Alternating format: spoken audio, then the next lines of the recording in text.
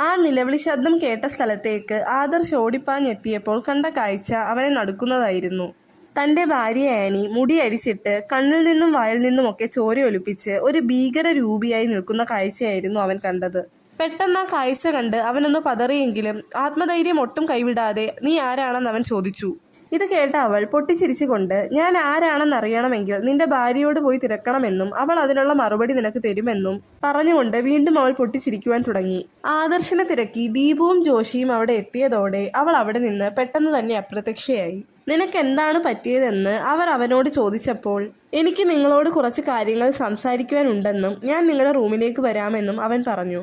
അങ്ങനെ അവരുടെ റൂമിലെത്തിയ ആദർശ് ആ റിസോർട്ടിൽ കണ്ട നടുക്കുന്ന കാഴ്ച അവരോടായി പറഞ്ഞു. ഇത് കേട്ട അവർ "ആനി ഒരു മനുഷ്യ സ്ത്രീ അല്ലെന്നും അവളൊരു ദുരാത്മാവാണെന്നും ഞങ്ങൾ നിന്നോട് അന്നേ പറഞ്ഞതല്ലേ എന്നും ഇതൊന്നും നീ വിശ്വസിക്കാൻ തയ്യാറായില്ലല്ലോ എന്നും അവർ പറഞ്ഞു. ഇത് കേട്ട ആദർശ് "ഞാൻ കഥ ഇതുവരെ മുഴുവൻ പറഞ്ഞു തീർത്തിട്ടില്ലെന്നും ആ കഥ മുഴുവനായി കേട്ടതിന് ശേഷം അവളൊരു ദുരാത്മാവാണോ അതോ മനുഷ്യ സ്ത്രീയാണോ എന്ന് നിങ്ങൾ തന്നെ തീരുമാനിക്കാൻ" അവൻ പറഞ്ഞു.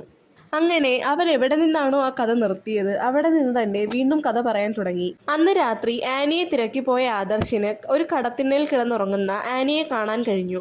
അവളെ കാറി കയറ്റി റൂമിലേക്ക് കൊണ്ടുവന്നപ്പോഴേക്കും ഉറങ്ങിയെണീറ്റ അവൾ ബഹളം വെക്കാൻ തുടങ്ങി.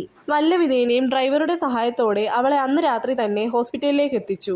അവിടെ ചെന്നപ്പോൾ ഡോക്ടർ ഈ കുട്ടിക്ക് സ്വബോധം നഷ്ടപ്പെട്ടിരിക്കുകയാണെന്നും എന്തൊക്കെയോ ട്രാജഡികൾ ഈ കുട്ടിയുടെ ജീവിതത്തിൽ സംഭവിച്ചിട്ടുണ്ടെന്നും അവനോടായി പറഞ്ഞു.